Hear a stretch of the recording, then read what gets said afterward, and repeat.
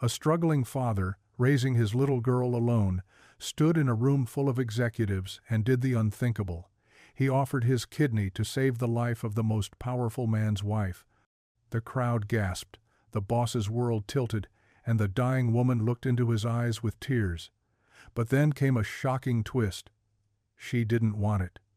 Not because she doubted his courage, but because of a secret reason that could destroy them all if revealed.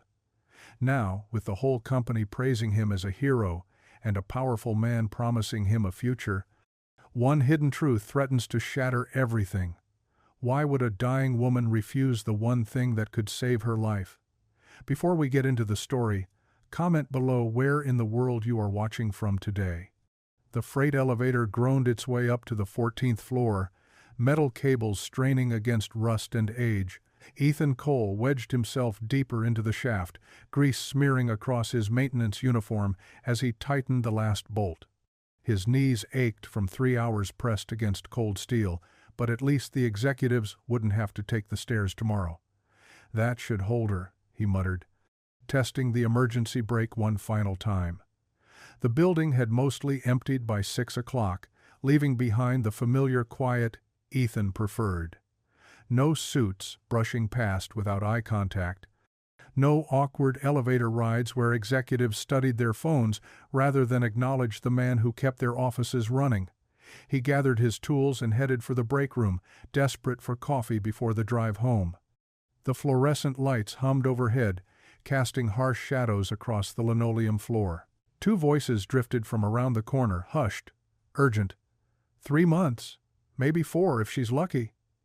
The voice belonged to Harrison, one of the senior VPs. Charles is beside himself. They've been on every donor list, but nothing. Margaret Whitfield dying. The second executive's words carried the weight of disbelief. She's what, 55? 56? Kidney failure. Started 2 years ago, but it's accelerated. Charles has thrown money at every specialist in the country. Ethan's wrench slipped from his fingers, clattering against the floor. The voices stopped. Footsteps approached. Harrison rounded the corner, his expression shifting from concern to dismissal when he spotted Ethan. Working late again? Elevator repair. Ethan bent to retrieve his wrench, face burning. Sorry for the noise. The executives exchanged glances and walked past without another word. Their conversation resumed down the hallway, voices fading into the distance. Ethan stood frozen in the empty break room. Margaret Whitfield. He'd seen her just last month at the company Christmas party, elegant in a green dress, laughing at something her husband whispered. She'd actually smiled at Ethan when he held the door for her, a real smile, not the practiced ones executives wore like masks. Kidney failure. The words lodged in his chest like shards of glass.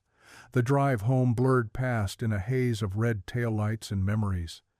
Sarah's face materialized in his mind, pale against hospital sheets, machines beeping their mechanical rhythm while she waited for a liver that never came. 3 years gone, and the wound still bled fresh some days. "Daddy!" Lily bounced at the front door, brown pigtails flying. "Mrs. Chen next door made cookies, but I didn't eat any, 'cause you said we're having spaghetti night, and I helped her with her cat, but he scratched me. Look." She thrust out her hand, displaying a tiny red mark. "Let's get that cleaned up, sweet pea." Ethan kissed the top of her head, breathing in the scent of playground dirt and strawberry shampoo. The kitchen filled with steam as water boiled and sauce simmered. Lily sat at the counter, swinging her legs while she colored, tongue poking out in concentration. Ethan chopped onions, the knife moving in practiced rhythm. "Can we put extra cheese on mine?" "Always." They ate at their small table, Lily chattering about her day, how Tommy Burke said girls couldn't play soccer, but she scored 2 goals anyway, how Mrs. Patterson let them have extra reading time, how the classroom hamster escaped, but they found him in the coat closet. Ethan nodded along, but Margaret Whitfield's name echoed in his skull. Months left. Just months. "Daddy?" Lily's voice pulled him back. "Why do you look sad?" He set down his fork, searching for words an 8-year-old could understand. "Remember when we talked about Mommy? How she got sick?" Lily's face grew serious. She needed a new liver but couldn't get one. "That's right." His throat tightened. "I heard about someone else who needs help like that today." "Someone we know?" "Not really. But," he reached across the table, taking her small hand, "I just don't want anyone else to go through what we did." Lily squeezed his fingers. "Maybe they'll find someone to help them. We could pray for them tonight." "That's a good idea, Sweet Pea.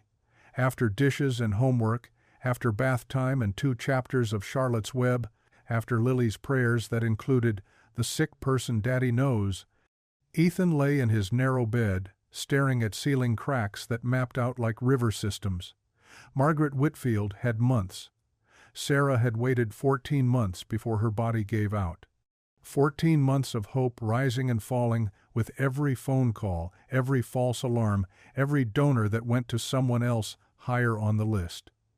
He rolled onto his side, studying the photo on his nightstand, Sarah and Lily at the beach, building sandcastles the summer before everything changed.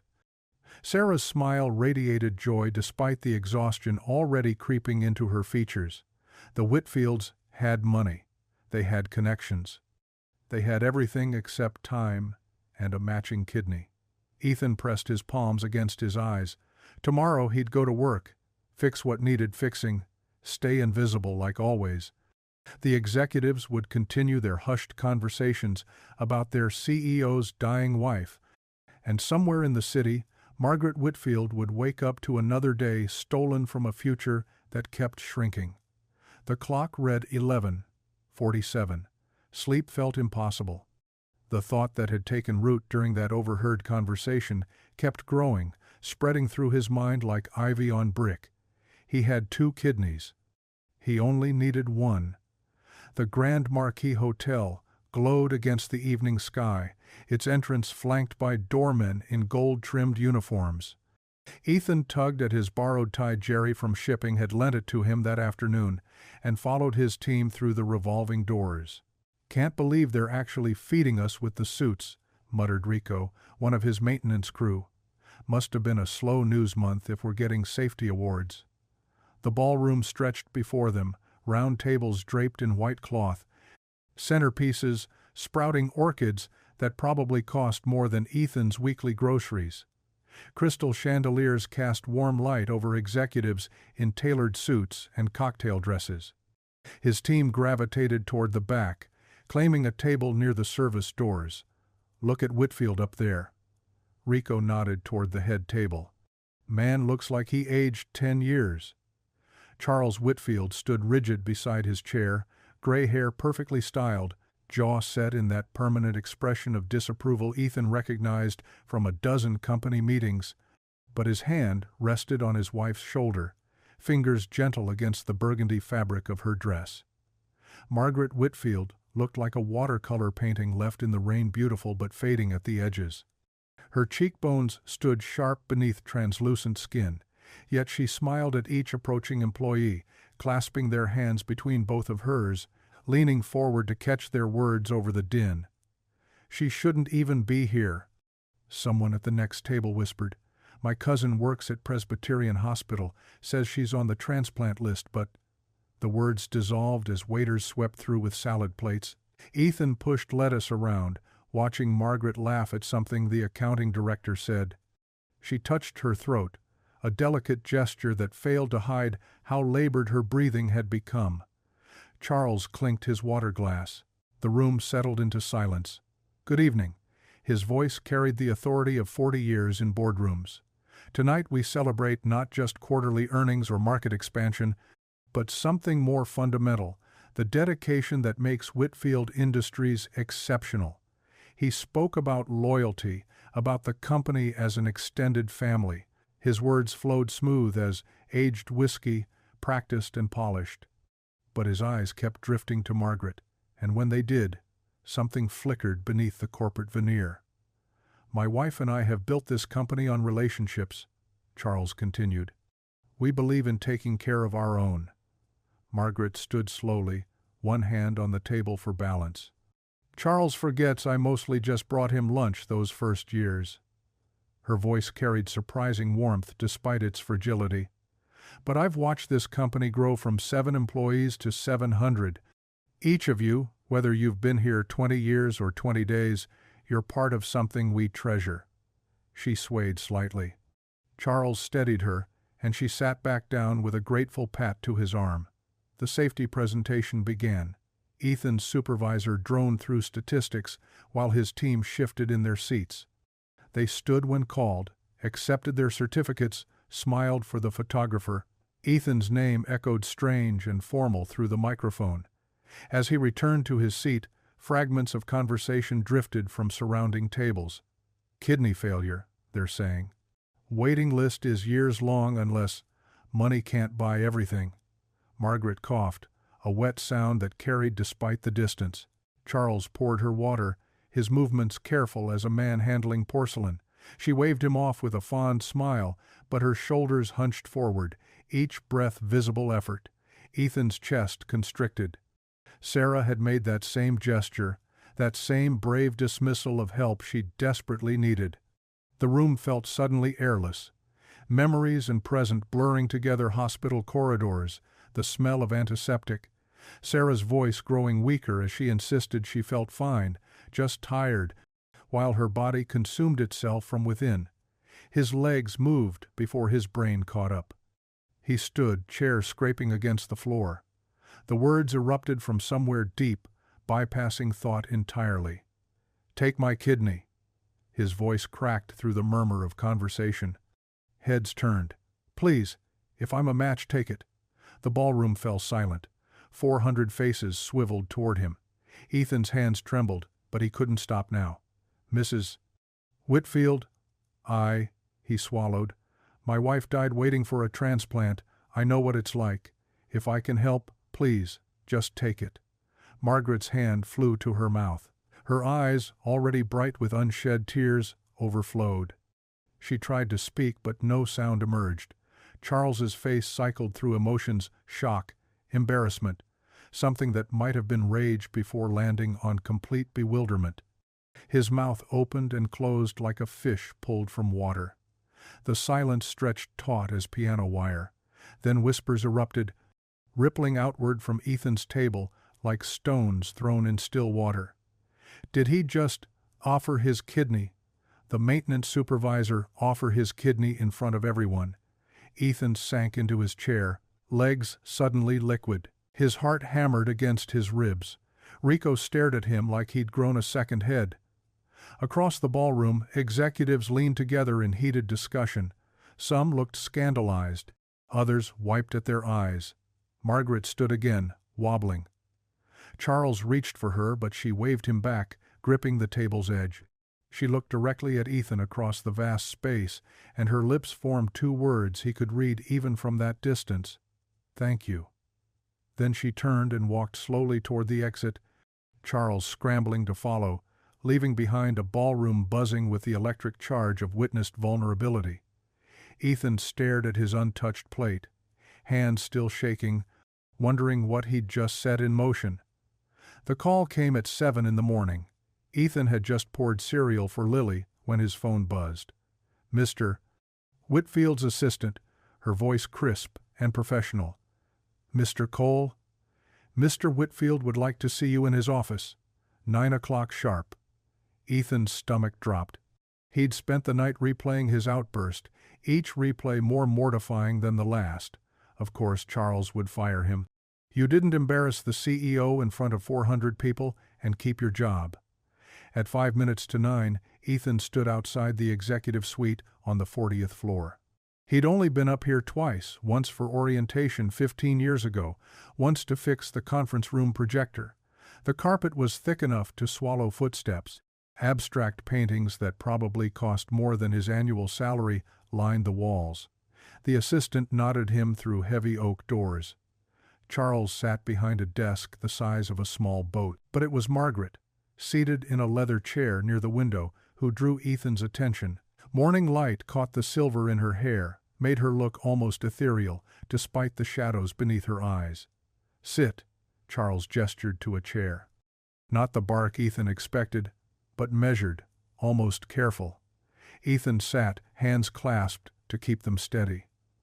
"What you said last night," Charles paused, jaw working like he was chewing difficult words. "It was inappropriate, completely out of line." Here it came. Ethan braced himself. "It was also," Charles's voice softened, "the most genuine thing anyone said to us in months." Margaret leaned forward. "Everyone offers prayers, sympathy cards, but you offered yourself." Her eyes glistened. "Why?" Ethan met her gaze. "Because I know what it's like to watch someone you love slip away while you stand there useless. I couldn't help my wife. But maybe I can help you." Silence settled over the office. Charles studied him like a contract requiring scrutiny. "The tests," Charles finally said. "We'll arrange them immediately. Best doctors, private rooms.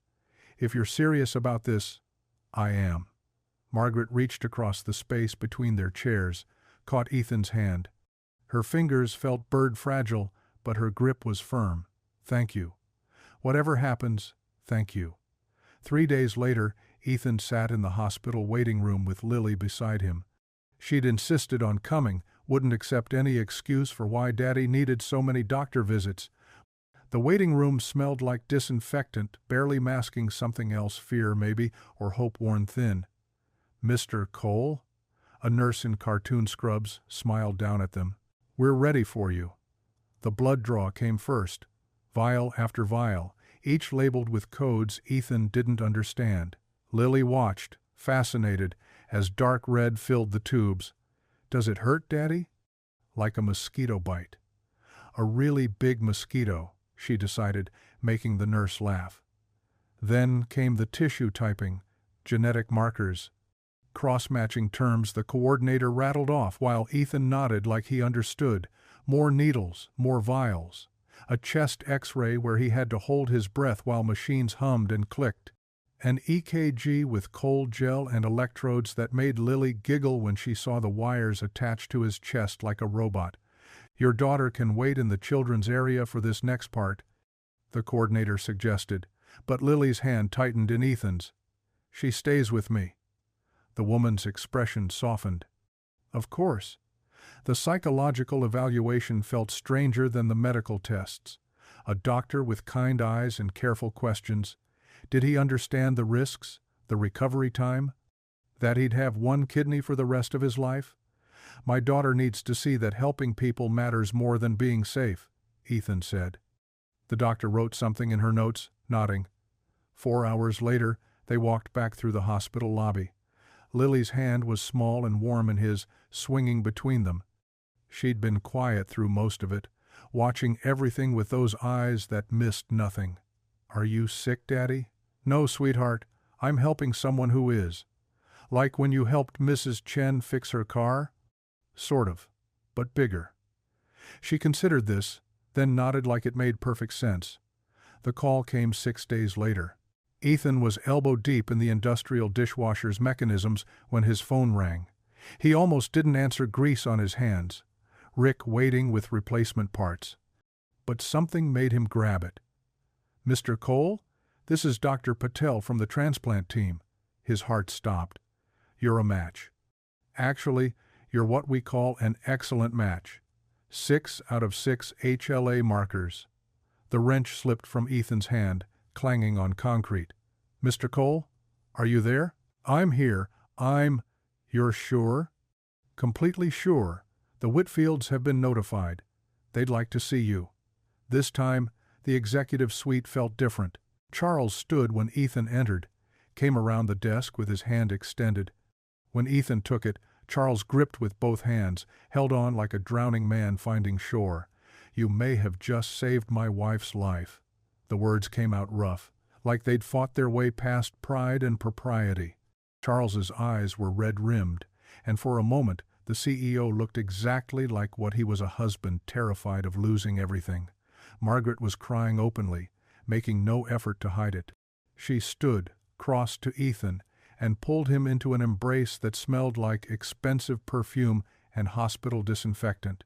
"I don't have words," she whispered against his shoulder, There aren't words for this. Ethan walked out 20 minutes later, dazed. The hallway seemed too bright, sounds too sharp. His life had just taken a turn he couldn't quite grasp. That night, tucking Lily into bed, he told her, simplified it to terms an 8-year-old could understand. Mrs. Whitfield was sick. Daddy could help her get better by sharing something from inside his body. Lily's eyes went wide. She sat up, studied his face in the glow of her butterfly nightlight. "You're going to save her? I'm going to try." She threw her arms around his neck, whispered fierce against his ear, "You're a hero, Daddy." The words broke something inside him. After she fell asleep, he sat in the living room holding Sarah's photo, the one from their last anniversary, where she was laughing at something off camera, forever captured in a moment of pure joy. "I couldn't save you," he whispered to the woman, frozen in time. "But maybe I can save her." The photo smiled back, and for the first time since Sarah died, he thought he heard her voice in his mind, clear as morning. "That's my Ethan, always trying to fix things." He set the photo back on the shelf, turned off the lights, and went to bed knowing everything was about to change. A week after the match confirmation, Ethan's phone rang during his lunch break. He didn't recognize the number. "Mr. Cole, this is Margaret Whitfield. I wonder if you might visit me at home this afternoon? Just the two of us?" Her voice sounded different away from the office, softer, more uncertain. "Of course, Mrs. Whitfield. When, please call me Margaret, and would 3 o'clock work? I'll text you the address." The Whitfield estate sat behind stone walls on the north side of town, where houses spread out like small kingdoms. Ethan's truck looked wrong in the circular driveway, parked next to a fountain with marble horses frozen mid-gallop.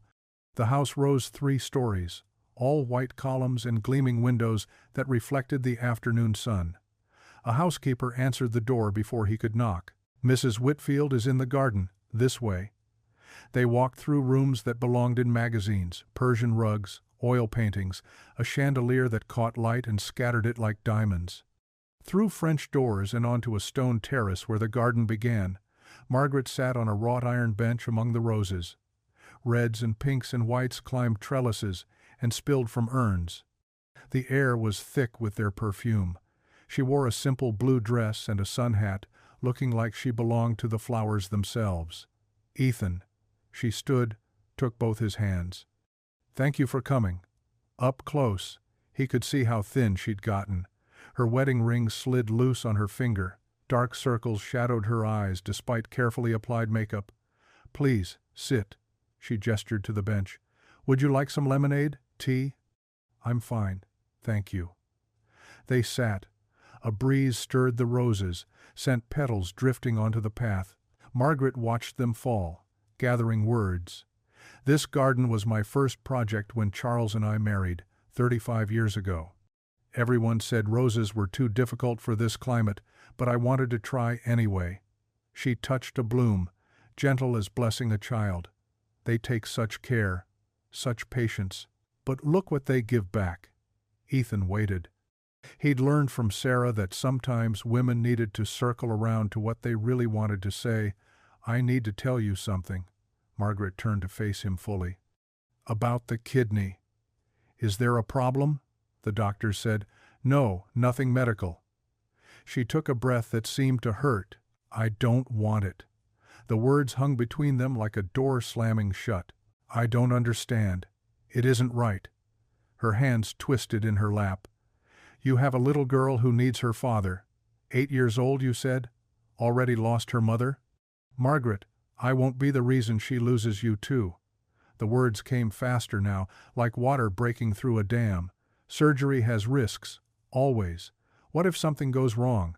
What if you die on that table trying to save me? How could I live with that? How could I look at myself knowing I orphaned a child? The risks are small."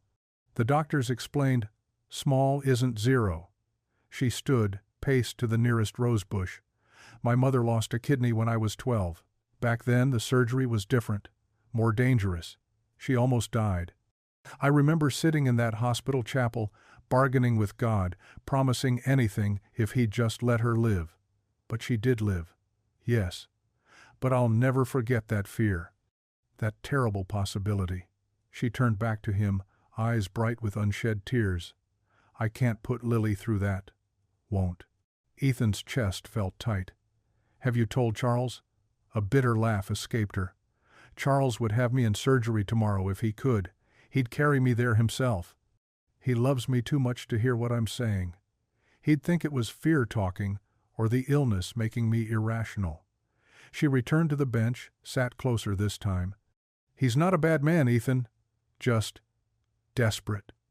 Love makes us desperate sometimes. So what are you asking me? For time, and a promise. She took his hand, her fingers cold despite the warm afternoon. Don't tell Charles, not yet. Let me figure out how to explain it to him.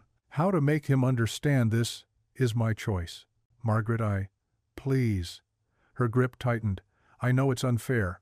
I know I'm putting you in an impossible position, but I need someone who understands. Someone who's lost what Charles might lose. The weight of it pressed down on Ethan's shoulders. This morning he'd been a hero to everyone at work. Rick had bought him coffee, slapped his back. The executives nodded at him in hallways. Even Charles had sent a basket of fruit to his apartment with a note of gratitude. How long? A few days? Maybe a week? Just until I can make him see. Ethan looked at the roses, perfect and temporary.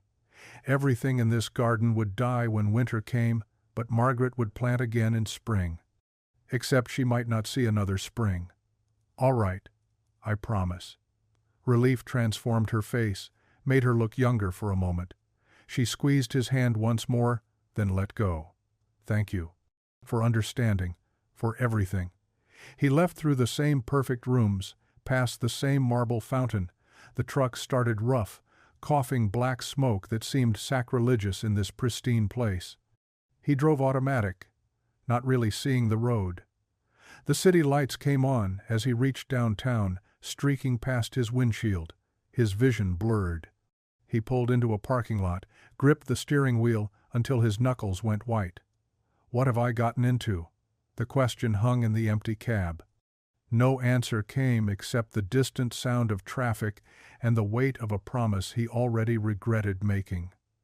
The quarterly meeting packed the warehouse floor with folding chairs and expectant faces.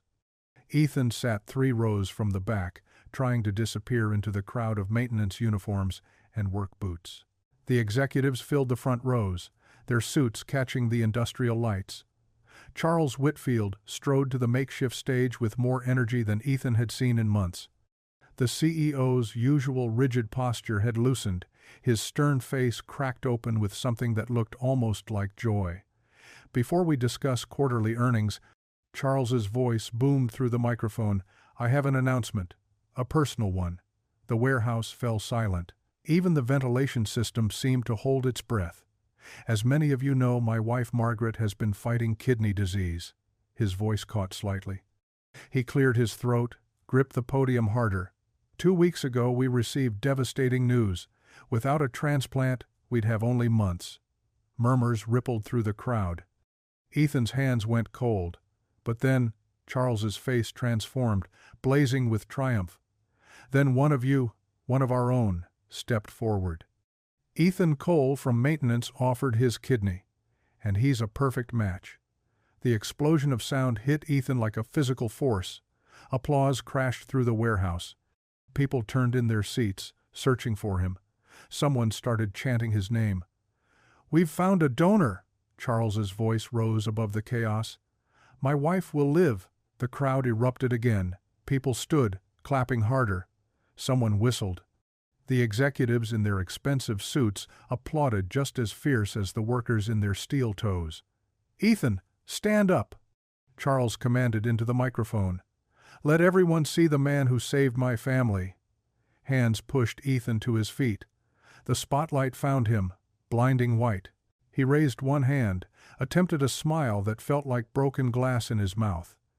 His stomach twisted into knots that tightened with each second of applause. This man, Charles continued, his voice thick with emotion Ethan had never heard before, this man barely knows us. Yet he offered the ultimate sacrifice. He offered life itself. Through the glare, Ethan caught sight of Margaret. She sat in the front row, pale hands folded in her lap, smile fixed and fragile as porcelain. Their eyes met for one terrible second before she looked away, studying her wedding ring like it held answers. The applause went on forever, or maybe just minutes that felt like forever. When Ethan finally sat, his shirt stuck to his back with cold sweat. The meeting continued, numbers, projections, safety reports, but Ethan heard none of it. After Charles dismissed everyone, the real torture began. "You're a saint, brother." Rick grabbed him in a bear hug that smelled of cigarettes and machine oil. "My wife's cousin needed a kidney once," Sandra from accounting told him, eyes wet. "No one would help. You're an angel." They formed a line without meaning to, each person wanting to touch him, thank him, tell him their own story of loss or hope or medical miracles. Ethan nodded, smiled, said the right words while his insides churned. Hero, they called him. Blessing and godsend and miracle. Each word felt like another stone added to the weight crushing his chest. He escaped finally, drove home through streets that seemed darker than usual. The apartment felt too small when he walked in, like the walls had moved closer while he was gone. "Daddy!" Lily bounced from the couch where Mrs. Chen had been watching her. "Mrs. Chen says you were on the news." "Just for a second, sweetheart." He paid the babysitter, walked her to the door, all automatic movements, while his mind raced. Dinner was hot dogs and mac and cheese, Lily's favorite. She chattered about school, about her friend Emma's new puppy, about the book report due Friday. Ethan nodded, made the right sounds, but the food tasted like cardboard. "Daddy?" Lily set down her fork. "You're doing that thing again." "What thing?" "Where you're here but not really here, like when you think about Mommy." The truth of it stopped his breath. 8 years old and she could read him like a map. "I'm sorry, baby, just tired." "Is it about Mrs. Whitfield?" She pushed macaroni around her plate. "Don't you want her to be better?" The question hung between them, innocent and devastating. Ethan moved to her chair, knelt so they were eye level. Her face, so much like Sarah's, watched him with complete trust. "More than anything, sweetheart." He kissed her forehead, breathed in her shampoo smell. "More than anything." After bedtime stories and prayers, after checking the locks and turning off lights, Ethan grabbed a beer and headed to the narrow porch. The night had turned cool, October creeping toward November. Somewhere a dog barked. Television sounds drifted from other apartments. He sat on the plastic chair that wobbled on the uneven concrete, took a long pull from the bottle. The burden sat on his shoulders like wet cement, getting heavier as it dried. Margaret didn't want the kidney. Charles thought he'd saved his wife. The whole company called him a hero. And he sat here in the dark, holding everyone's secret, everyone's hope, knowing that any choice he made would shatter someone's world. The beer turned warm in his hand. The night grew colder. And Ethan sat alone with the weight of his silence, wondering how much longer he could carry it before something broke. The paperwork arrived Monday morning in a manila envelope, thick as a phone book. Medical histories, liability waivers, surgical consent, forms each page another step toward a surgery that might never happen. Ethan signed where they told him to sign, dated where they told him to date. The company nurse, a woman with kind eyes and steady hands, walked him through every document. "You're doing a wonderful thing," she said, watching him initial yet another page. "The whole company's talking about it." They were. Everywhere Ethan went, conversations stopped. People stared. Some with admiration, others with something harder to read. "There goes the kidney man," he heard someone whisper in the cafeteria. "Think Whitfield will make him a VP?" Another voice responded. "More like he's kissing ass for a promotion," came a third. The words stung, but not as much as the truth they didn't know. Tuesday brought medical appointments. Blood pressure, chest x-rays, psychological evaluation. The psychiatrist, a thin man with wire glasses, asked if Ethan understood the risks. "You could die," the man said plainly. "Any surgery carries that possibility." "My daughter needs to see that some things are worth the risk," Ethan replied. The words tasted bitter, true, and false at the same time. Wednesday, Charles called him upstairs. The executive floor still felt foreign, all glass and chrome and silence. Charles stood at his window, hands clasped behind his back, looking out at the city. "I've been thinking about your future here, Ethan." "Sir?" "After the surgery, after Margaret recovers, things will change for you." Charles turned, and for once his face held something close to warmth. "Management, definitely. Maybe operations director for the entire maintenance division. The pay increase alone would be—" He named a number that made Ethan's knees weak. Lily could go to college. Real college, not community college. They could move to a better neighborhood, one with good schools, and no sirens at night. "That's very generous, Mr. Whitfield." "It's nothing compared to what you're giving us." Charles moved closer, and Ethan saw the desperation beneath the executive armor. "You're giving me more time with her. Do you understand that? More mornings, more conversations, more everything." Ethan smiled, or tried to. His face felt like it might crack. Thursday's company newsletter featured his photo on the front page. "Local hero steps up," read the headline. Someone had found an old picture from the company picnic, Ethan pushing Lily on a swing, both of them laughing. They'd placed it next to a photo of Margaret at a charity gala, glowing in an evening gown. "From maintenance to miracle worker," the article began. "Rick found him hiding in the supply closet, pretending to inventory cleaning supplies." "You okay, brother?" "Just need a minute. Heavy stuff, being famous." Rick leaned against the metal shelving. "Some of the guys are saying things. Ignore them. They're jealous they didn't think of it first." "Think of what?" "The promotion angle." Rick shrugged. "But I know you. You're not that guy. You're doing this because it's right." If only Rick knew how wrong everything had become. Friday, Margaret appeared in the maintenance break room. Everyone scrambled to their feet, shocked to see her in their territory. She looked smaller here, surrounded by concrete walls and fluorescent lights instead of marble and chandelier glow. "Could I speak with Mr. Cole privately?" The room emptied in seconds. Margaret sat carefully on a plastic chair, her designer dress out of place against the scratched table. "The surgery is scheduled for 3 weeks from now," she said quietly. "I know. Charles has the whole company praying for us." Her laugh held no humor. "He's planning a celebration party for after, catered. Live music." Their eyes met, and Ethan saw his own trapped feeling reflected in her face. "Mrs. Whitfield, please." She raised one trembling hand.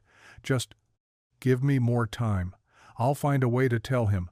I just need to find the right words." What words could possibly be right? Ethan wondered. What words could explain choosing death over life, refusing a perfect match, breaking a husband's heart? She left as quietly as she'd come, leaving only the faint scent of expensive perfume. That evening, after Lily's bath and bedtime story, after her prayers that always included, "Please help Mrs. Whitfield get better," Ethan sat at the kitchen table. The apartment was dark except for the light above the stove. From his wallet he pulled Sarah's wedding ring. He'd carried it every day since she died, a circle of white gold worn smooth by his fingers. What would you do? The question came out as barely a whisper. Would you tell Charles? Would you keep the secret? Would you force Margaret to take the kidney? The ring offered no answers. Sarah would have known, though. She always knew the right thing, always found the path through impossible situations. "I'm drowning here," he told the empty room, "and I'm taking everyone with me." The clock on the wall ticked toward midnight, each second loud in the silence. Each second carrying him closer to a surgery built on a lie. 3 weeks, 21 days, 504 hours. How much longer could he pretend? How much longer could Margaret delay? How much longer before Charles discovered the truth? The lie had started as silence, as keeping a promise. But now it had grown, spreading like spilled ink across clean paper, staining everything it touched. Ethan closed his fist around Sarah's ring, feeling its edges press into his palm. The clock kept ticking. Midnight came and went, and still he sat in the dark, carrying a secret that felt heavier than any kidney he could give.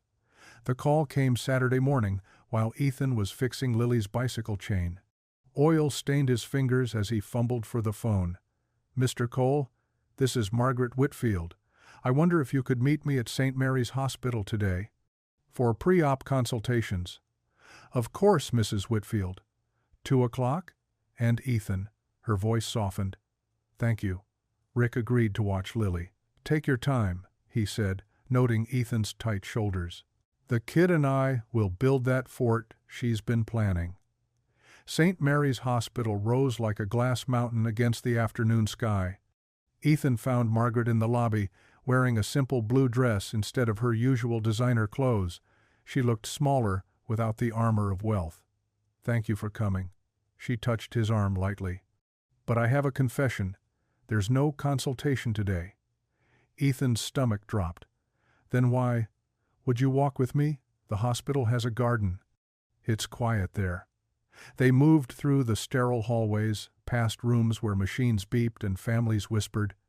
Margaret walked slowly but steadily, nodding to nurses who greeted her by name. The garden surprised him. Hidden behind the cardiac wing, it bloomed with color despite the approaching autumn. Roses climbed wooden trellises. A small fountain bubbled in the center. Benches dotted winding paths. "I come here often," Margaret said, settling onto a bench beneath a Japanese maple, "when the treatments get too much." Ethan sat beside her, careful to leave space between them. The fountain's music filled the silence. "I needed to explain myself better," she began. "About refusing your kidney. You don't owe me an explanation." "I do." She smoothed her dress over her knees. "You're offering me your organ. The least I can give you is honesty." A butterfly landed on a nearby rose, wings orange against the pink petals. "I've made peace with dying," Margaret said simply. "It took time, but I have. There's something clean about accepting what comes. No more fighting, no more needles, no more hope that turns to disappointment." "But Mr. Whitfield, Charles can't accept it. He's always been a fighter, in business, in life. Surrender isn't in his vocabulary." She smiled sadly. "It's one of the things I love about him, and one of the things that makes this so hard." The butterfly moved to another flower, delicate and purposeful. "Tell me about your daughter," Margaret said suddenly. "Lily, isn't it? She's 8. Stubborn as her mother was. Smart too smart sometimes. You're raising her alone? 3 years now." "Since Sarah, my wife, passed." Margaret's hand found his, her fingers cool and light. "I'm sorry. How did she?" "Liver failure. She was on the transplant list for 14 months. The words came easier than expected. "We got the call twice. Rushed to the hospital, got prepped, waited. Both times the liver went to someone else. Someone sicker, someone younger." "Oh, Ethan." "The third time, there was no call. She died waiting." They sat in the weight of shared loss. Somewhere in the hospital, a church bell chimed 3 o'clock. "Is that why you offered?" Margaret asked. "Because of Sarah?" "Maybe, partly." Ethan watched the fountain, its water catching sunlight.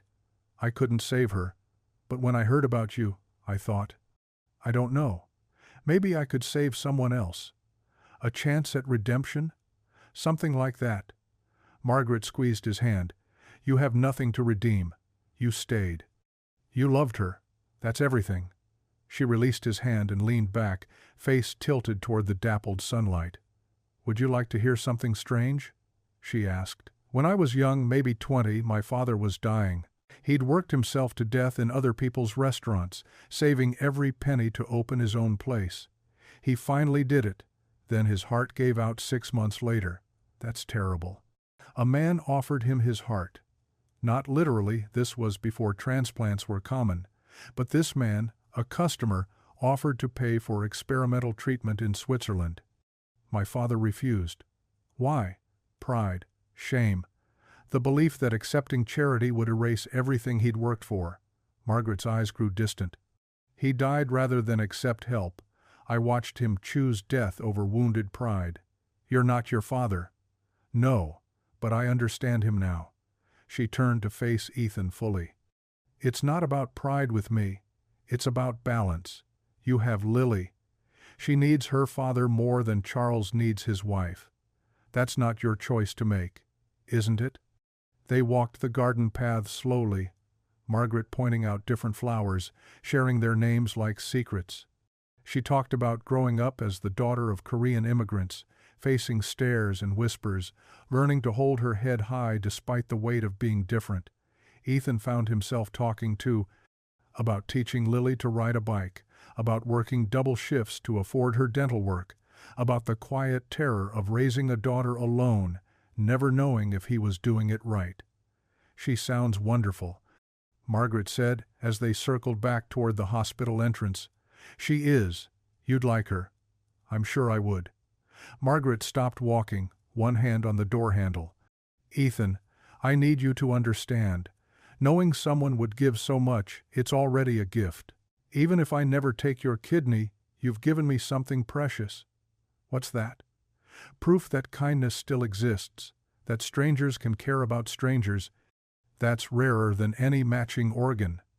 The drive home felt different. The weight remained, the secret still pressed against his chest, but something had shifted. In sharing their stories, they'd built a bridge across the impossible space between them. At home, Lily raced to greet him, covered in blanket fort dust and marker stains. "Daddy, Uncle Rick helped me build the best fort ever. And we had pizza and watched cartoons," and she paused, studying his face. "You look different." "Different how?" "Less sad." That evening, Lily dragged her purple unicorn pajamas across the carpet, already negotiating for 5 more minutes before bed. Ethan watched from her doorway as she arranged her stuffed animals in a semicircle around her bed, witnesses to her nightly ritual. "Come on, Bug." Teeth are brushed, stories read. Time for sleep. "Wait." Lily dropped to her knees beside the bed, hands clasped. "I forgot prayers." Ethan's chest tightened. They hadn't done prayers since Sarah died. He'd let that tradition fade with so many others. "God," Lily began, eyes squeezed shut. "It's me, Lily. I know we haven't talked in a while, but Daddy says you're always listening even when we're quiet." The hallway floor creaked under Ethan's weight as he leaned against the doorframe. "Please help Mrs. Whitfield get better. Daddy's giving her his kidney, which is super brave, even though needles are scary. And please make sure Daddy's okay too, because I need him for everything, making sandwiches and checking monsters and knowing which shoes go on which feet." Ethan's throat burned. "Also, thank you for making my daddy the kind of person who helps people. Mrs. Rodriguez at school says that's called being a hero, but Daddy says heroes are just regular people who don't walk away. So maybe make more people not walk away? That would be good." She paused, considering. "And tell Mommy I'm being good, mostly, except for the crayon thing, but that was an accident." "Amen." Lily bounced up, catching sight of her father in the doorway. "Why are your eyes wet?" "Just tired, sweetheart." She patted the bed beside her. "You can sit until I fall asleep if you want." He did want. He sat on the rainbow comforter while she burrowed under covers, her small hand finding his. "Daddy, do you think God heard me?" "I think the whole universe heard you." Morning came too fast. Lily chattered through breakfast about her upcoming show and tell, barely pausing to chew her cereal. At school drop-off, she rocketed from the car toward her teacher, Mrs. Rodriguez, who stood greeting students at the entrance. "Mrs. Rodriguez, guess what?" Ethan hurried after her, already sensing disaster. "My daddy's saving somebody's mommy," Lily announced, loud enough for half the parking lot to hear. "He's giving her his kidney because hers don't work and he's got extra." Mrs. Rodriguez's eyes widened, finding Ethan's face. Other parents turned to stare. That's wonderful, Lily." The teacher's voice carried genuine warmth. "Your father must be very special." "He is. He fixes things at work, and now he's fixing a person." Heat crawled up Ethan's neck. "It's not that simple." "It sounds exactly that simple, Mrs. Rodriguez interrupted, smiling. "Lily, why don't you go put your backpack away? I need to talk to your dad." Lily bounced inside. The teacher stepped closer, voice lowered. "Is this true? You're donating a kidney?" "It's complicated. Most good things are." She touched his arm briefly. "Lily's been different lately, happier. Now I understand why." Children see truth clearer than adults sometimes. Ethan escaped to his truck, hands shaking slightly as he gripped the wheel. Lily's pride felt like another weight added to the secret he carried. At work, the morning passed in a blur of broken HVAC units and flickering lights.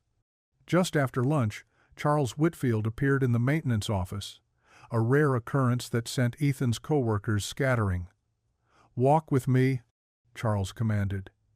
They moved through the building's corridors, Charles's expensive shoes clicking against the tiles.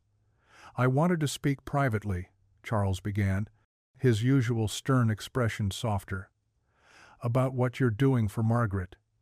"Mr. Whitfield." "Charles, please."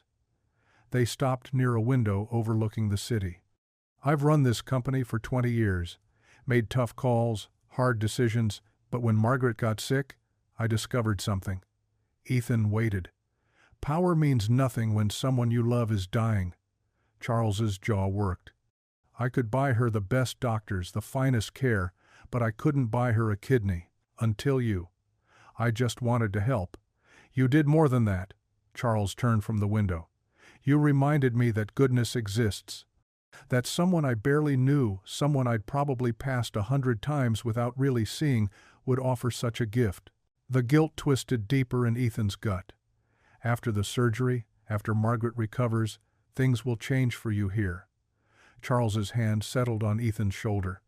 "Head of maintenance operations. 30% raise. Better benefits. It's the least I can do." "That's not necessary." "It is." Charles's grip tightened. "You're saving my wife. You're saving me. Let me do something in return." They parted ways, Charles striding toward the executive elevator, Ethan returning to his workshop. His co-workers looked at him with curiosity and something approaching awe. "Boss man giving you the keys to the kingdom?" Pete asked. "Something like that." That night, after Lily's bath and another round of prayers that mentioned Mrs. Whitfield 3 separate times, Ethan lay in darkness staring at the ceiling. His daughter's faith blazed so bright, so certain. She believed her daddy could save someone. Believed God listened to little girls with marker-stained hands and missing teeth. The clock showed 2:17 a.m., then 3:44, then 4:30. Somewhere in the city, Margaret lay awake too, carrying her own burden. And Charles, planning a future built on a surgery that might never happen. But in her small bed down the hall, Lily slept peacefully, surrounded by stuffed animals, absolute in her faith that good people did good things and God made sure it all worked out. Ethan wished he could borrow just a fraction of that certainty. Instead, he watched dawn creep across the ceiling, wondering how long he could balance on this knife's edge between truth and kindness, between Margaret's wishes and everyone else's hope. The Whitfield estate sprawled across manicured acres, its stone facade rising like something from Lily's fairy tale books. She pressed her nose against the truck window, breath fogging the glass. "Is this really where Mrs. Whitfield lives?" "It is, sweetheart. It's like a castle." Ethan parked his battered pickup between a Mercedes and a BMW, feeling distinctly out of place. Margaret waited at the massive front door, wrapped in a soft cardigan despite the warm afternoon. "You came." She clasped her hands together, genuine delight brightening her tired features. Lily hung back, suddenly shy. Margaret crouched slowly, joints protesting. "You must be Lily. Your father talks about you constantly." "He does?" "Oh yes. He says you're the bravest girl he knows." Lily beamed, shyness evaporating. Margaret led them through halls lined with oil paintings and antique furniture that probably cost more than Ethan's annual salary. Lily's eyes grew wider with each room. They settled in a sun-drenched conservatory, glass walls revealing gardens that rolled toward a distant pond. A tea service waited on a marble table, delicate china cups, tiny sandwiches, and cookies shaped like flowers. Real tea party. Lily bounced in her chair. Margaret poured with practiced grace, her hands steadier than they'd been in weeks. My mother taught me the proper way when I was about your age.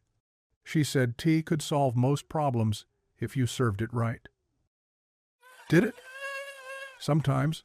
Other times, the problems were too big for tea.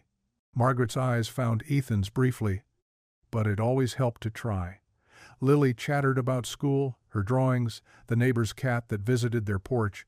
Margaret listened with complete attention, asking questions, laughing at Lily's elaborate stories. Color bloomed in the older woman's cheeks. Her shoulders straightened. The transformation struck Ethan. She looked years younger, animated by Lily's enthusiasm. "Would you like to see my library?" Margaret asked. Lily nodded eagerly. The library could have swallowed their entire apartment.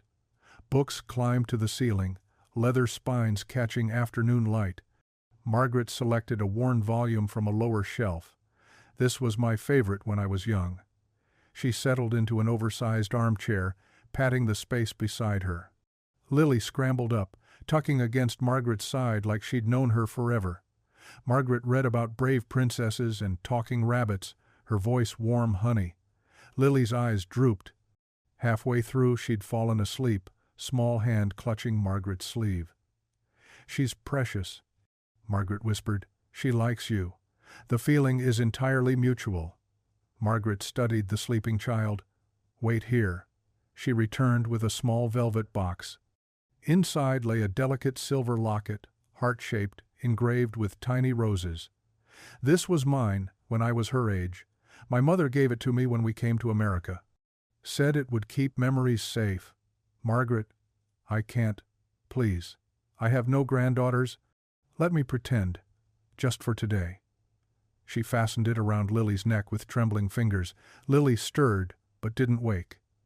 "Why don't you let her play in the garden while we talk?" They woke Lily gently, pointing her toward the gardens where a stone fountain bubbled.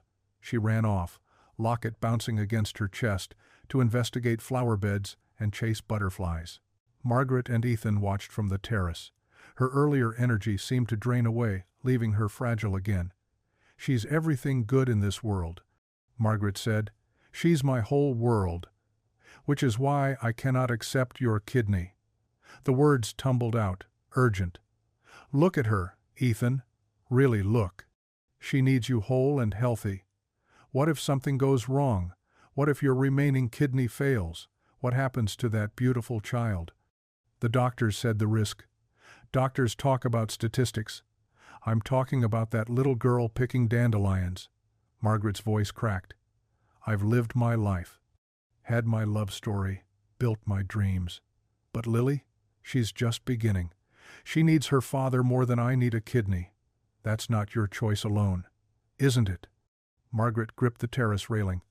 "Charles doesn't understand. He sees only the chance to save me, not the risk to you." To her. Lily had found a garden statue, was conducting an elaborate conversation with the stone rabbit. "Promise me," Margaret pressed. "Keep my secret a little longer. I need to find the right words, the right moment to tell Charles. He'll be devastated, furious. I need strength I don't have yet." Ethan watched his daughter spin in circles, arms spread wide, locket catching sunlight. "How long?" "Soon. I promise. Just let me figure out how to break his heart gently." The lie sat between them, heavy as stone. Ethan nodded, hating himself for it. They stayed another hour. Margaret taught Lily to identify different flowers, helped her gather a bouquet of lavender and roses. When they left, Margaret hugged Lily tight, whispering something that made the girl giggle. That night, Lily climbed into bed, still wearing the locket, refusing to take it off even for her bath. "Daddy, Mrs. Whitfield is nice. She is. She feels like a grandma. Like the grandmas in my books who bake cookies and tell stories. Ethan's chest contracted, something between love and dread filling the spaces between his ribs. Can we visit again? We'll see, baby. I'm going to draw her a picture tomorrow. Of us having tea. So she remembers. Ethan kissed her forehead, breathing in her strawberry shampoo scent. The locket lay against her nightgown, catching the nightlight's glow. In his own bed later, Ethan stared at darkness, feeling the weight of promises made and unmade, Margaret's secret. Charles's hope, Lily's innocent joy, all balanced on his silence, fragile as the china cups they'd drunk from that afternoon. 2 days passed in routine, fixing broken pipes, supervising repairs, dodging questions from coworkers about the surgery date. Then, Human Resources called. More medical screenings, they said. Final compatibility panels. The hospital waiting room hummed with controlled chaos. Ethan filled out forms, checked boxes about allergies he didn't have, medications he didn't take. His pen scratched across paper while nurses rushed past, white shoes squeaking on polished floors. A familiar laugh drifted from the hallway, not bitter or forced, genuine, bubbling up like water from a spring. Ethan looked up. Margaret sat in a wheelchair near the nurse's station, head thrown back into light. The nurse, a young woman with braided hair, gestured wildly, telling some story that had Margaret wiping tears of laughter from her eyes. The transformation stopped Ethan cold. Color bloomed in Margaret's cheeks. Her eyes sparkled, catching fluorescent light like they held secrets worth knowing. She looked alive. Really alive, not just enduring. The nurse wheeled her past. Margaret spotted him, waved with unexpected energy. "Ethan, have you met Sarah? She's been telling me about her son's first driving lesson. Apparently, he confused reverse with drive and ended up in their neighbor's rose garden." Sarah grinned. "Mrs. Whitfield's been giving me advice about teenage boys. Says they're like houseplants, need just enough attention but not too much. Wisdom earned through survival." Margaret laughed again. They chatted briefly before Sarah wheeled Margaret toward radiology, but Margaret touched the nurse's hand, whispering something. Sarah nodded, pushed the wheelchair to where Ethan sat. 5 minutes, Sarah said, walking toward the coffee machine. Margaret leaned forward, voice dropping low. "I've been thinking." Ethan waited. "About Lily. About you. About this whole impossible situation."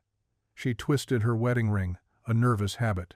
"That day at my house, watching her in the garden, she reminded me why we fight. Why we endure. She has that effect. It's more than that." Margaret's eyes searched his. "You're raising her alone, but she's not broken. She's whole, joyful, generous. That's you, Ethan. Your love made that possible." "Margaret, let me finish." Her fingers found his wrist, paper-thin skin warm against his. "I've been selfish, so afraid of causing harm that I forgot something essential. Sometimes accepting help is its own kind of gift. To the giver, not just the receiver." The waiting room noise faded.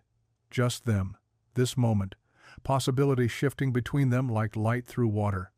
"Perhaps God sent you for this reason," she whispered, "not just to save me, but to teach me about grace, about receiving what we don't deserve but desperately need." Relief flooded Ethan's chest, warm and sudden, his vision blurred. "You'll take it? The kidney? I'm considering it. Really considering it. Not just for Charles or myself, but—" she squeezed his wrist, "for Lily. So she can know her father's sacrifice meant something. So she can see love in action, not just words." Sarah returned, professional smile in place. "Time for your scan, Mrs. Whitfield." Margaret released Ethan's wrist but held his gaze. "We'll talk more soon, I promise." She disappeared down the corridor, but her warmth lingered. Ethan sat back, breathed deep. The knot in his chest, carried for weeks, began to loosen. The tests took 2 hours. Blood draws, chest x-rays, an EKG that traced his steady heartbeat onto paper strips. Each procedure brought the surgery closer to reality. But now, instead of dread, Ethan felt purpose. Driving home, he rolled windows down, let spring air rush through. The radio played something upbeat. He found himself humming along, fingers drumming the steering wheel. Lily waited on the front steps, backpack beside her, drawing with sidewalk chalk. Purple butterflies and yellow suns decorated the concrete. "Daddy," she launched herself at him. "How was the hospital? Did you see Mrs. Whitfield?" "I did, baby. And guess what? She's thinking about accepting help. She might really be getting better soon." Lily's face transformed, eyes wide, mouth forming a perfect O of delight. She clapped, jumping in place, chalk dust flying from her hands. "Really? Really, really, really? We have to celebrate. We have to do something special." She grabbed his hand, tugging him toward the house. "Cookies! We should bake cookies and bring them next time. The kind with chocolate chips and the colorful candies. She'll love them." They spent the evening measuring flour, cracking eggs, stealing tastes of cookie dough despite Ethan's half-hearted protests about raw eggs. Lily insisted on adding extra chocolate chips for extra happiness, she explained. The kitchen grew warm, sweet with baking smells. Lily sat on the counter, swinging her legs, locket catching oven light, as she chattered about school, about her art project, about how Mrs. Whitfield would love the cookies. "Do you think she'll get completely better, Daddy?" Ethan pulled a tray from the oven, cookies golden brown and perfect. "I hope so, sweetheart." "Me too. Then she can come to my school play. I'm going to be a tree, but an important tree. The narrator tree." He smiled, remembering. Years since he'd felt this lightness, this sense of forward motion instead of just surviving each day. They packed cookies into a tin, Lily decorated with markers, hearts, and stars, and "Get well soon" in wobbly letters. She insisted on adding a drawing she'd made earlier, stick figures holding hands under a rainbow. That night, after Lily fell asleep surrounded by cookie crumbs and happiness, Ethan stood at her doorway. The locket rose and fell with her breathing. For the first time in 3 years since cancer stole his wife, life felt like it was turning upward. Not just enduring, but ascending. Tomorrow would bring what it brought. But tonight, his daughter slept happy, Margaret was reconsidering, and hope had begun to blossom in spaces he'd thought permanently frozen. The Whitfield estate glowed against evening sky, windows warm with light. Ethan parked his 10-year-old Honda between a Mercedes and a Tesla, the contrast sharp enough to cut. "Daddy, look at the fountain." Lily pressed her nose to the window, breath fogging glass. "It has lights inside? Remember what we talked about? Best manners tonight." "I know." She smoothed her best dress, the blue one from last Christmas. "Mrs. Whitfield says I'm naturally graceful." The front door opened before they could knock. Charles himself stood there, not the usual housekeeper. His face carried an expression Ethan had never seen, genuine warmth. "Ethan, Lily, welcome to our home." The dining room stunned, crystal chandelier, paintings in gold frames, a table that could seat 20 but tonight held only 8. 3 executives Ethan recognized but had never spoken to. Margaret at Charles's right, color better than it had been in months. An empty chair beside her. "Sit here, dear." Margaret patted the seat, smiling at Lily. "I want to hear about your narrator tree." The meal unfolded like something from television. Roast chicken that melted on the tongue, vegetables Ethan couldn't name, wine that probably cost more than his weekly groceries. Lily managed her silverware carefully, shooting proud glances when she remembered which fork to use. Charles stood, raising his glass. The room quieted. 2 weeks. His voice carried the authority of boardrooms, but something else too, emotion barely contained. 2 weeks, until this man saves my wife's life." The executives murmured approval. Ethan's face burned. "Whitfield Industries talks about being a family. Tonight, I want you to see what that means." Charles's gaze found Ethan's. "This man, our maintenance supervisor, offered what money can't buy, What power can't command? He offered himself. Charles. Margaret touched his arm gently. No, let me say this. He cleared his throat. We are a family because of men like Ethan Cole. Because when it mattered most, he stepped forward without being asked, without expecting reward. That's the heart of what we should be, what we will be. One executive started clapping, then another. Soon the whole table applauded while Ethan sat frozen, Lily beaming beside him like a small sun. To Ethan, Charles raised his glass higher. To family. To family, the room echoed. Ethan managed to drink, though his hand shook slightly. Lily clinked her juice glass against his wine, grinning. After dinner, while Lily helped Margaret feed treats to their ancient golden retriever, Charles guided Ethan to his study. Floor-to-ceiling bookshelves, leather chairs, a desk that belonged in a museum. Sit. Charles poured amber liquid from a crystal decanter. Scotch? I'm driving. One won't hurt. He pressed the glass into Ethan's hand, then sat across from him. I need to say something. The scotch burned, expensive and smooth. I've run this company for 20 years, made hundreds of decisions, managed thousands of employees. Charles stared into his own glass. But I've never had someone offer what you did. No agenda, no angle. Just kindness. Mr. Whitfield. Charles, please. Charles, I just couldn't stand the thought of someone else going through what I did. Losing someone while waiting, helpless. Margaret told me about your wife. I'm sorry. They sat in silence. Somewhere in the house, Lily's laughter rang out, followed by the dog's happy bark. After the surgery, Charles set his glass down. You'll be promoted to Director of Operations. The salary is considerable, $90,000 to start. Ethan's breath caught. Additionally, I'm establishing a trust fund for Lily's education, college, graduate school, if she wants. Everything covered. I can't. You can and you will. Charles leaned forward. You're giving me my life back, Ethan, my Margaret. Let me give you and Lily the future you deserve. Ethan's vision blurred. He thought of the bills, the small apartment, the college fund he'd never been able to start. Thank you. The words came out rough. Charles stood, extended his hand. When Ethan took it, Charles pulled him into an unexpected embrace, brief but firm. 2 weeks, Charles said. Then everything changes. They found Margaret and Lily in the living room, the girl curled against Margaret's side while she read from a leather-bound book. The golden retriever sprawled across both their laps, tail thumping contentedly. One more chapter? Lily pleaded. It's getting late, sweetheart. Ethan touched her shoulder. School tomorrow. Let me finish this one, Margaret said. It's just getting to the good part. 10 minutes became 20. Lily's eyes grew heavy. Finally, Margaret closed the book, kissed Lily's forehead. Thank you for coming, dear one. Thank you for dinner and stories. Lily hugged her carefully. 2 weeks until you're all better. Margaret's eyes met Ethan's over Lily's head. Something passed between them, understanding, gratitude, a recognition of what was coming.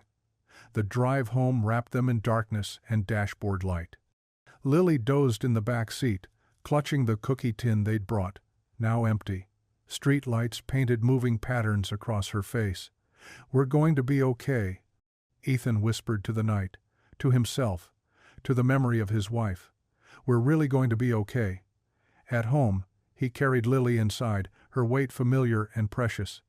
Changed her into pajamas while she mumbled about fountains and golden dogs. Tucked her in, locket safe around her neck. In his own bed, Ethan stared at the ceiling but for once didn't see shadows. Director of Operations, 90,000, college fund.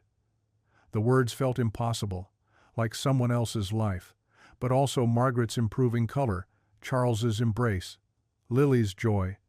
The surgery in 2 weeks, that would change everything. For 3 years, tomorrow had been something to endure.